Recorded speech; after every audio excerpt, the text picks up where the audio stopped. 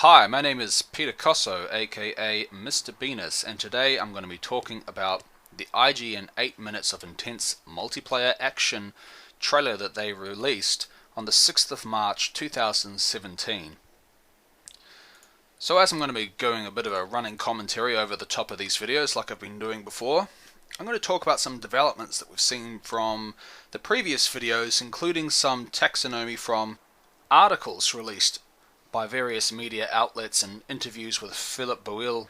So it's a little bit disappointing that I didn't get into the beta. I'll just throw that out there. I didn't expect to get in there, but it's still a bit disappointing nonetheless because I've been very interested by this game. I don't think I've ever felt negatively about it. I think there are some parts that I don't like, and there's some parts that I've been concerned about for a while, and some of those things have come true, but what can you do, right? Like, all of the gameplay and all of the design decisions that we've been seeing for the last 6 months or a year or so, these things were battened down, secured, locked in 2 years ago. These things have been going on for a long time. Whatever I can say now, nothing will change it. There's no feedback that you could possibly provide that will change anything. However, what we can do is talk about what we can see. Okay, so let's get rolling with some of the video footage. I've taken some notes and we'll just see what happens. First of all, something I've noticed is that there's persistent bodies on the ground, and I think that's good. See that orc truck, how it explodes and it becomes some sort of swirling wreckage? I wonder if that's a special power, because I think, yeah, it throws scrap metal at stuff, and I wonder if that's a special power of the orc hero. Now, the rangers hiding in the grass bit is interesting, because this is where I think some of the MOBA comparisons have been stemming from, and I don't know if that's fair, because it's not the first RTS to ever do the hiding in the grass thing. In fact, I can remember Total War Rome, the original from the early 2000s, did exactly the same thing. Units could hide in the grass and be hidden from view. Pathfinding, particularly the banshees trying to move into position to fight those orcs as they came down, I think that's probably a little bit of a problem. It looks improved over previous videos. Here we see Jane Zar fighting against the weird boy and a turret and a truck. I believe these turrets, they're part of the new gameplay mode, which has been directly compared against MOBAs, and not unfairly perhaps either, because you know they've said they've taken a lot of their inspiration from there. I think for a certain kind of gameplay, it's really good, but I don't know if this is the right game for this kind of strategy, because you could be doing so much more with it, and I'll get into that at some later date. Now, you've got a bit of base construction here with the Bone Singers creating portals, the adjustable building positions. I think that's really good, as long as it can be done with other things as well, because one tactic a lot of people don't consider when it comes to talking about base building is the idea that you could create, like what they've done there with their shield on top of the stairs. You can position buildings that are cheap and quick to manufacture, like say barracks, if you're talking about Dawn of War 1, where you can block access to your base through choke points by building a lot of very cheap, large structure. And the idea there is that you basically slow down the enemy by investing, how much requisition and power does it cost to build a barracks? Very little, right? At least in Dawn of War 1. If you could do the same thing in Dawn of War 3, because that requisition, that power investment for a barracks is much cheaper than an equivalent number of squads in terms of slowing the enemy down, especially if you're talking about a melee heavy army like, orcs. Here we have a situation that I don't particularly like the look of. So just again, getting back into previous commentary on previous videos, how expendable your average unit is, and they don't even seem to be that good. And without knowing the maximum army size, like you can see there, the Eldar team has got what, a dozen units on the field, plus a selectable icon for its special power, which is moving around as we switch. It just doesn't make a lot of sense. I don't know why they made that design decision. I don't necessarily agree with it. I don't hate it. I just don't know why they did it. Now we see some Falcons versus some Deathcopters. Now, I like the way that they can move straight over terrain. I think that increases tactics a lot, because they can basically just completely ignore conventional lanes of attack. Now, if we're talking about a game with lane-based combat, which is exactly what we do have, and having things that can bypass that lane system increases the number of outcomes immensely. It's like the difference between going from a 6-letter password to an 8-letter password. Increases the number of potential combinations of outcomes by several millions. Having units that can bypass terrain entirely and move in multiple directions at once while facing other directions, like what we see here, is really good. Oh, the pathfinding on those tanks. Let's go back and look at that. Oh, the pathfinding. It's just spinning in circles. This is just a problem with this engine. Relic have never been able to fix it. And we saw it just a little bit before with those Vipers just spinning in circles. It's so sad to see, and they just never fix it. Now next up we're going to see some Assault Marines jumping into a bubble. Now we already know about all this, but one interesting thing here is if you see down below, the Dire Avengers run up and they start trying to attack, but their shots are hitting the ground, and I don't actually think those shots are counting. If they're being physically blocked because of their physical position, then that's really good, and I agree with that, because positioning should matter. That the Dire Avengers shots are being blocked by the ground, meaning that you can't just crush as many short-range attackers into that situation as possible. You'd need to have the right tool for the right job. Now next up we've got some evidence of base building outside of the base though, so this is actually at a control point of some form, and the guys built something here. Jonah Arai's special attack. I don't know what the purpose of the base structures out in the field is. It's just to move production of units forward so that you can attack more regularly from a certain number of positions. I can totally dig that. I think it's not unreasonable to say right now that base building is just a tacked on feature, that they brought it back just to appease Dawn of War 1 fans and conventional RTS fans. I don't feel like it's really a necessary addition, but it still feels like a concession to an idea that they didn't want to make. Some element of base building, no matter how transparent and flimsy it is, might be better than not having any at all. It's one of those weird psychological things that you see in some other games and add features that no longer are important or don't make any sense within the product, just to make sure that everybody's happy. There is no perfect pastor, only perfect pastors. Now next up we have another little thing that I don't really like to look at.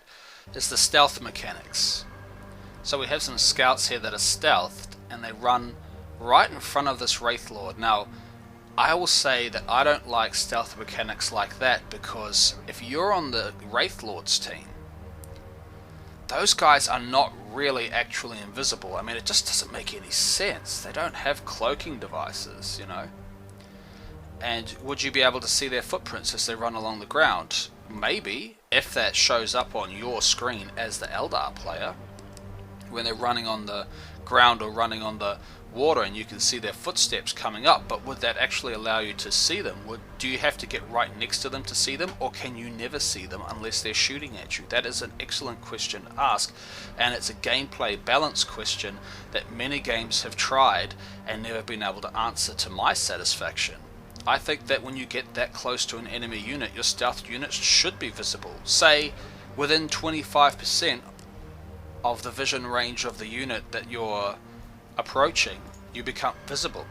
Take World of Warships as a classic example. Every ship has its own detection radius where it will be detected by anything within range of that number, meaning that small ships are harder to detect and large ships are easier to detect. Here you take the reverse, where you say, larger creatures have a longer vision radius and you have a conventional detection radius and then a guaranteed detection radius. So if you enter that guaranteed detection radius, which is 25% of the total vision of the unit you're approaching, you become detected. Next we see Jumping Gabriel. I think it's hilarious. Jonah Orion's force field thing, don't get why they had to do that. The one thing I've been pleased with so far is the reasonably large army sizes on display. We've seen, armies up to 12 units thus far, and it could probably get much larger. In fact, I think in the Orc playthrough you saw the army could reach like 15 or 16.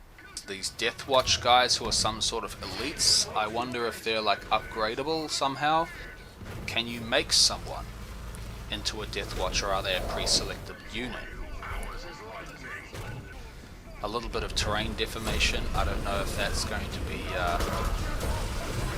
just a decal on the ground, or if it will actually influence attacking. As we've seen before, it's a good question because you don't know if permanent terrain deformation would affect the outcomes of fights like it could in Dawn of War 2, where the terrain deformation provided cover of some sort. I think it's going to be a shortfall of the design decision to make it lane-based combat.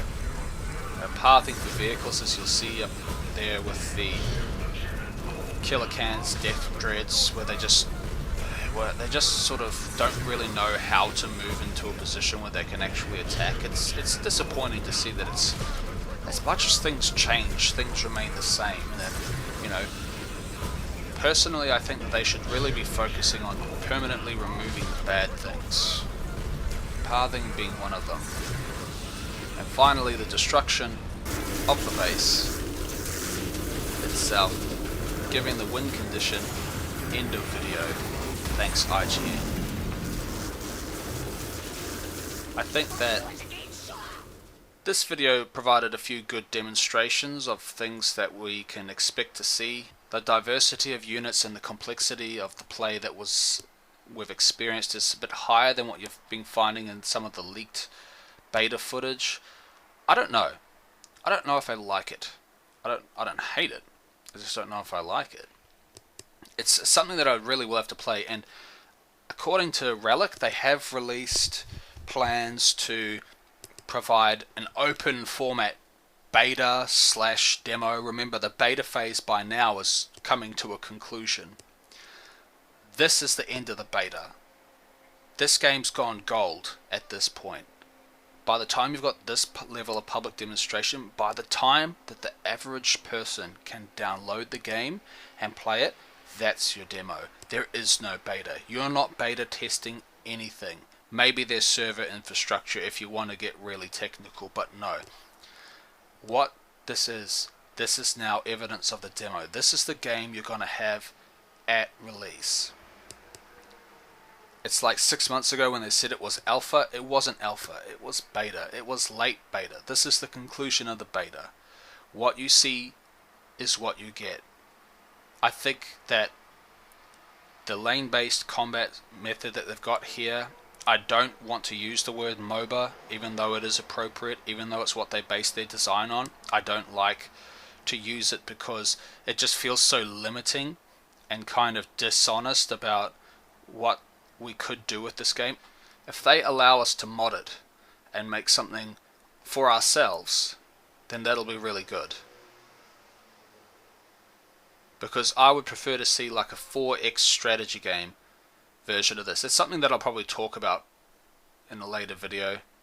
I don't know, unless something new comes out. I might go look up some beta footage and try to find, some like non-professional level players playing the game, and just because I think that's when you're going to start seeing like some more of the interesting quirks. Right here we're seeing very heavily cut down, very heavily probably choreographed gameplay, and I don't necessarily think it's going to be representative of the average person's experience, and it's certainly not representative of like professional level player experience, because those two things are very different. I think this is more or less like IGN sat here and said, we need to get film footage that will demonstrate as much of the game as we can get. We'll make it less than 10 minutes. and just show off us having some fun. You don't know if they're all sitting there in a room with like 6 guys and they're just like, hey dude, build some Wraith Lords and throw them at me, it'll be fun. And then you see that one random Wraith Lord just walking down the river there and just walking into the enemy. It's like, yeah, we did the Wraith Lord, yeah, it's awesome. And it's, you know, any other person would be like, this makes no sense. This is just ridiculous. Why would you ever play like this? Who knows? I don't know. I can't explain it. Alright, to wrap up, game looks good. It looks good. Gameplay is, I'm on the fence. I'd have to play it for myself. Persistent issues still seem to be pathfinding. Unit clarity is improved, I think. Maybe just they really dropped down the visual noise of it. It seems to have been toned down a little bit further yet again. Special effects take less time, I think. They're very fast, you know, they're half a second or 3/4 of a second now, whereas I felt like before that they were lasting much longer and creating much more visual noise. So it's good that they've been cut down. I think it's a positive. Base building doesn't seem to make any sense. I don't know why they've included it. It doesn't fit this game mode. I don't think it's appropriate here. If they're going to expand on the idea and create new game modes, then good. If it's an important component of the single player, then that's okay. I get it. But in its current format, the base building doesn't feel appropriate. It feels slapped on. It feels rushed. And I would almost say, honestly, that they should have just stuck with the Dawn of War 2 model for multiplayer if they're going to use this mode, and maybe done away with base building entirely. Because you can see here, there's no real base management, and that's a problem for some people regarding Dawn of War as a whole. There's no base management, there's no control over how you manage an economy. There's just capture points and build up resources automatically. I don't personally find it a complaint, but I know that it's out there. It's part of the skill barrier that RTS games have over other games. Economy management, that people think is important. Anyway, that's a lot of talking. I'm done. I like what I see so far. I would recommend caution. I'm not going to say that this is a game that I think people should be buying on day one. I think that we should be exercising some caution. We haven't seen anything regarding the DLCs yet, and there's going to be a lot of them based on Total War Warhammer, which is, you know, made by the same publisher. I think that until we see expansion plans, I'm not going to be throwing money at this. I mean, it just doesn't seem intelligent, because by the time you've paid for everything, as Noah Gervais said in his Mass Effect 3 review, it's an excellent review by the way, go watch it, where he said that he'd spent like $214 on a game that you could probably pick up for like $30 now. In fact, I think they're free on Origin. Don't know about that for sure, but at least it's free for the base game to just get it and download it and play it anyway. So exercise caution on the DLC front. Don't put your money down too fast. I think more information is required. Alright, I'm out. Thanks guys. See you next time.